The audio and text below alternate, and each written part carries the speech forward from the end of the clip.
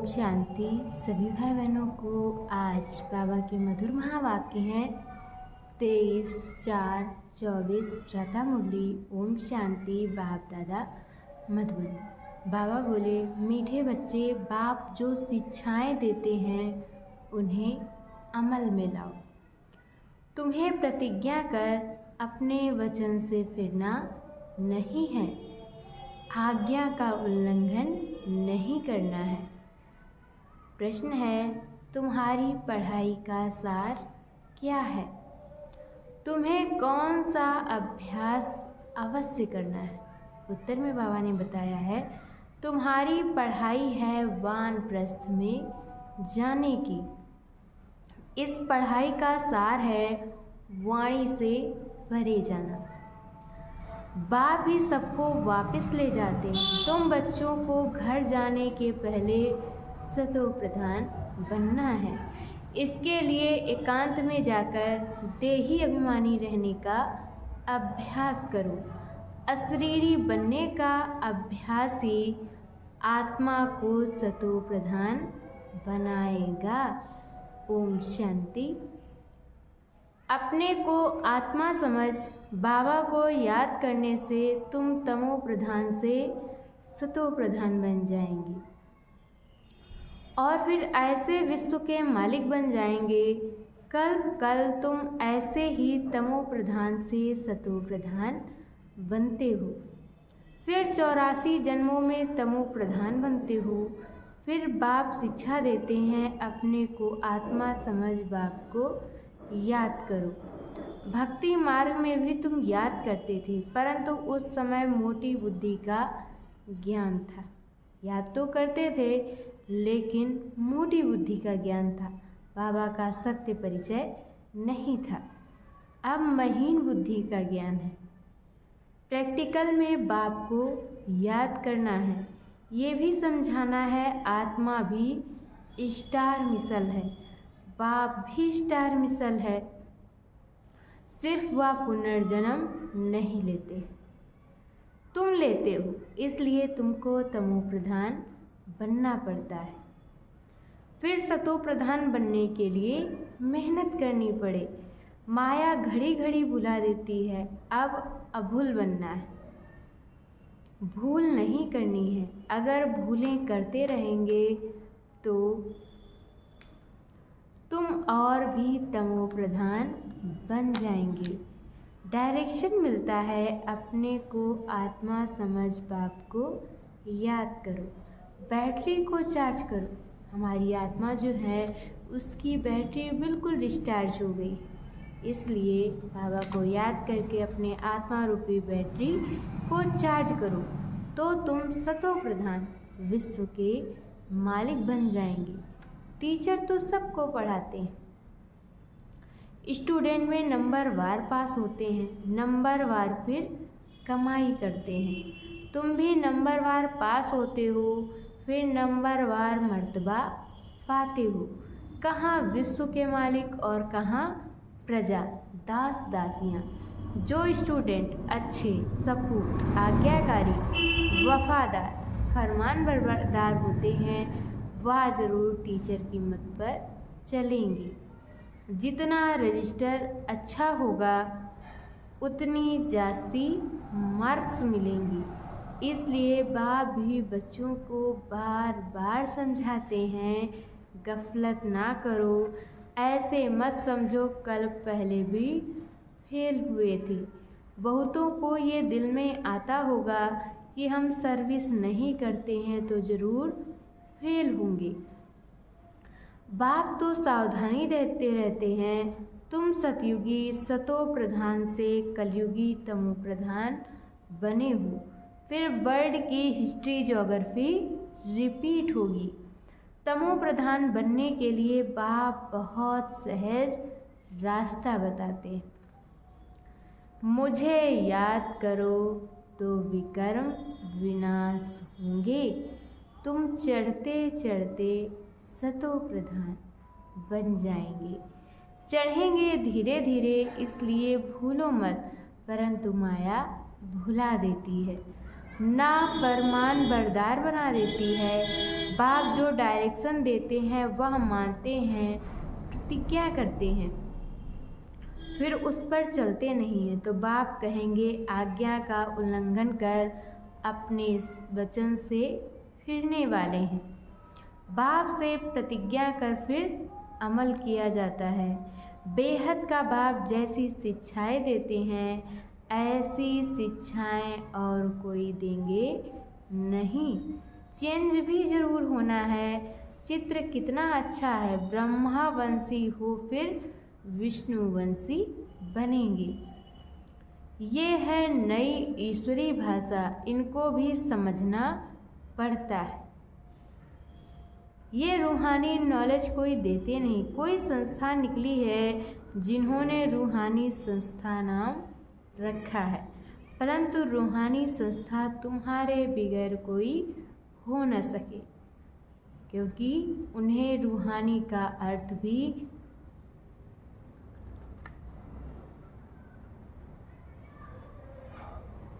Imitation बहुत हो जाती है। ये है नई बात।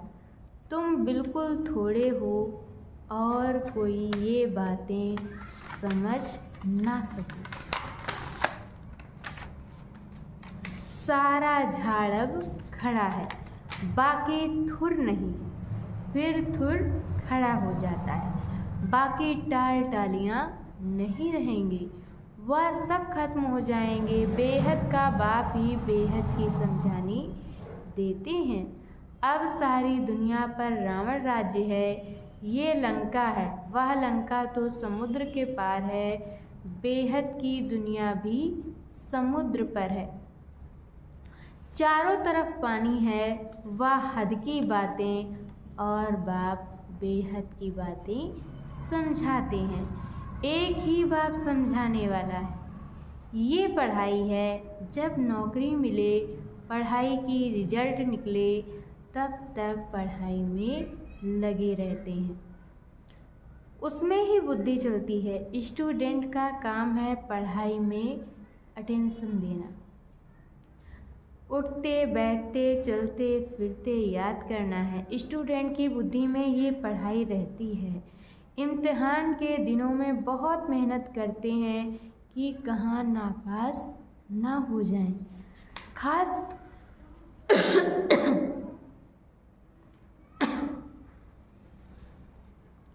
खास बगीचे में जाकर पढ़ते हैं, क्योंकि घर के शोर के वाइब्रेशंस गंदे होते हैं। बाप ने समझाया है, देही अभिमानी होने का अभ्यास डालो, फिर भूलेंगे नहीं। एकांत के स्थान तो बहुत हैं। शुरू में क्लास पूरा कर तुम सब पहाड़ों पर चले जाते थे। अब दिन प्रतिदिन नॉलेज डीप होती जाती है, यानी ज्ञान गहराई से दिया जाता है। स्टूडेंट को एम ऑब्जेक्ट याद रहती है कि इस पढ़ाई से हम बनने वाले क्या हैं, हमारी पढ़ाई का उद्देश्य क्या है। ये है वानप्रस्थ अवस्था में जाने की पढ़ाई।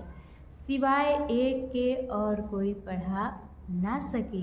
साधु संत आदि सब भक्ति ही सिखलाते हैं और वाणी से परे जाने का रास्ता केवल और केवल एक बाप ही सिखलाते हैं, और कोई तो सिखला ना सके।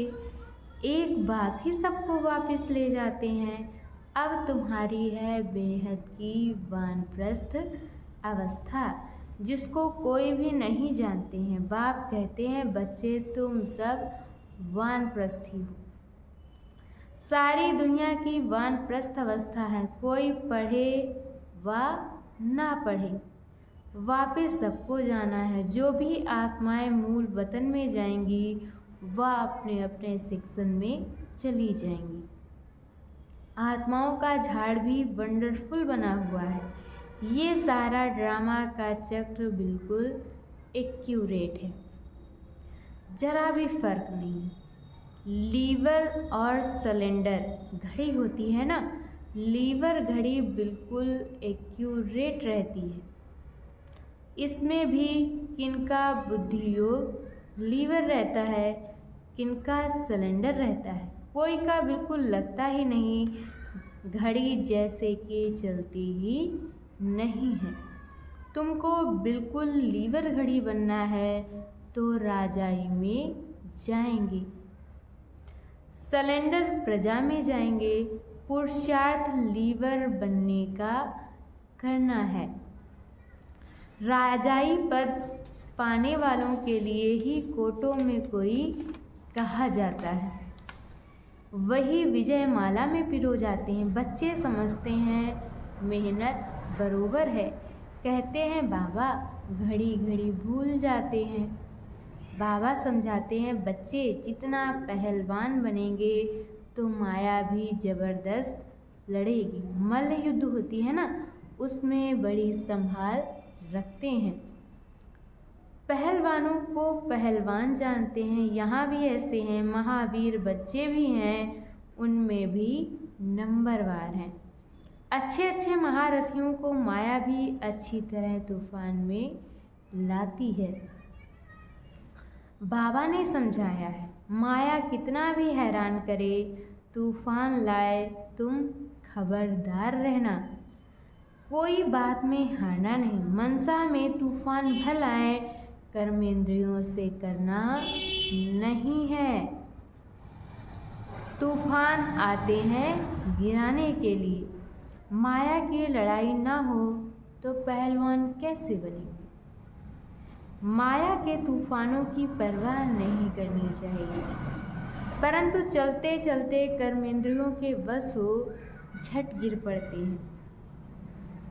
ये बात तो रोज़ समझाते हैं, कर्मेंद्रियों से भी कर्म नहीं करना। बेकायदे काम करना छोड़ेंगे नहीं तो पाई पैसे का पद पाएंगे।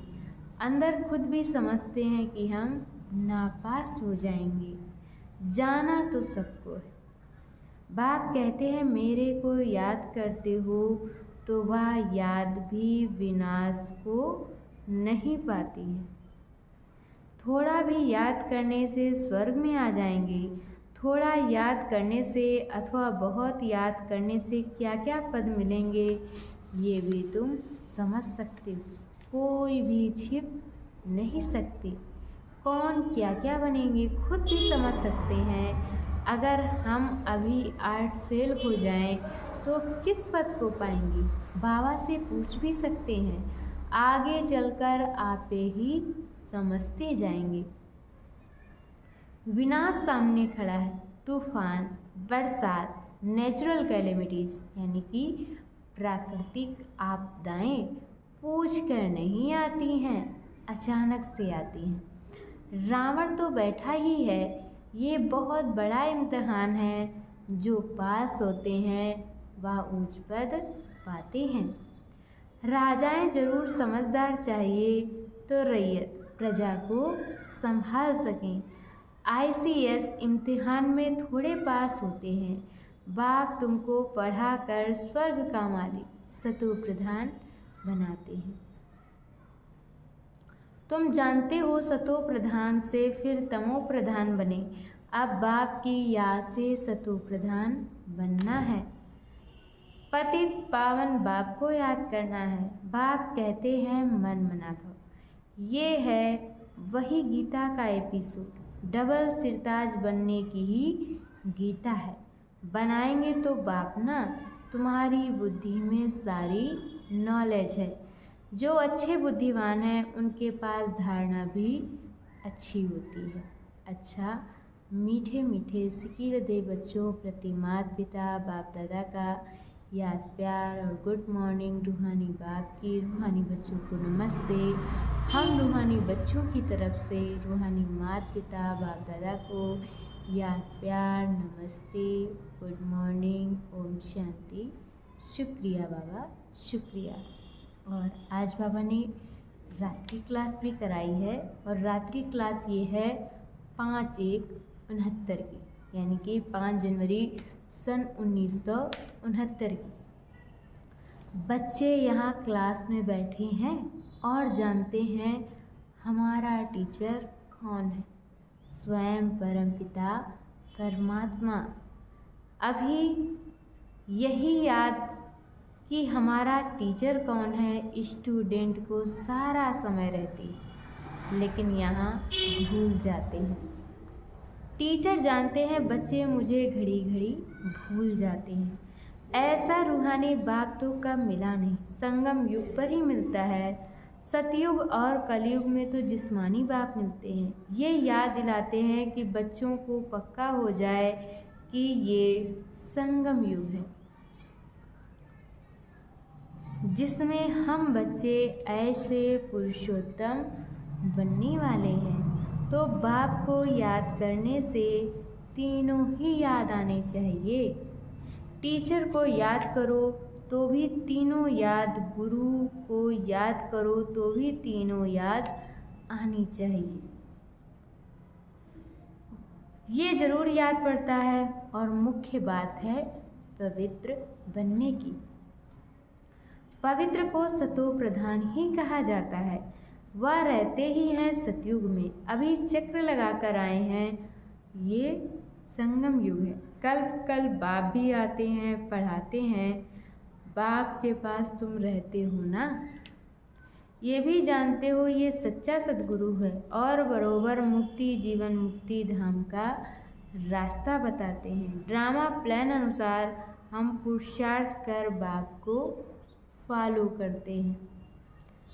यहाँ शिक्षा पाकर फॉलो करते हैं। जैसे ये सीखते हैं वैसे तुम बच्चे भी पुरुषार्थ करते हो। देवता बनना है तो शुद्ध कर्म करना है, गंदगी कोई भी ना रहे। और बहुत ख़ास बात है बाप को याद करने की। समझते हैं बाप को भूल जाते हैं, शिक्षा को भी भूल जाते हैं और याद की यात्रा को भी भूल जाते हैं। बाप को भूलने से ज्ञान भी भूल जाता है। मैं स्टूडेंट हूँ, ये भी भूल जाता है। याद तो तीनों पढ़नी चाहिए। बाप को याद करें तो टीचर सतगुरु जरूर याद पड़ेंगे। शिव बाबा को याद करते हैं तो साथ साथ दैवी गुण भी जरूर चाहिए। बाप की याद में है करामत। जितना बाप बच्चों को सिखलाते हैं उतनी और कोई सिखला ना सके। तमो प्रधान से हम इसी जन्म में सतो प्रधान बनते हैं। तमो प्रधान बनने में पूरा कल्प लगता है। अब इस एक ही जन्म में सतो प्रधान बनना है। इसमें जो जितनी मेहनत करेंगे, सारी दुनिया तो मेहनत नहीं करती है। दूसरे धर्म वाले मेहनत नहीं करेंगे। बच्चों ने साक्षात्कार किया है। धर्म स्थापक आते हैं, पार्ट बजाया हुआ है फलानी ड्रेस में। तमो प्रधान में वह आते हैं, समझ भी कहती है जैसे हम सतो प्रधान बनते हैं और सभी भी बनेंगे। पवित्रता का दान बाप से लेंगे। सभी बुलाते हैं हमको यहाँ से लिबरेट कर घर ले चलो, गाइड बनो। ये तो ड्रामा प्लान अनुसार सभी को घर जाना ही है। अनेक बार घर जाते हैं। कोई तो पूरे 5000 वर्ष घर में नहीं रहते, कोई तो पूरे 5000 वर्ष रहते हैं। अंत में आएंगे तो कहेंगे 4999 वर्ष शांति धाम में रहे हैं। हम कहेंगे 4999 वर्ष इस सृष्टि पर रहे हैं। ये तो बच्चों को निश्चय है 83-84 जन्म लिए हैं। जो बहुत होशियार होंगे वह ज़रूर पहले आए होंगे। अच्छा, मीठे मीठे रूहानी बच्चों प्रति याद प्यार और गुड नाइट। और आज बाबा ने मुरली में धारण करने के लिए मुख्य सार दिया है। पहला पॉइंट, सतो प्रधान बनने के लिए याद की यात्रा से अपनी बैटरी चार्ज करनी है। बाबा को याद करके अपनी आत्मा रूपी बैटरी को चार्ज करना है।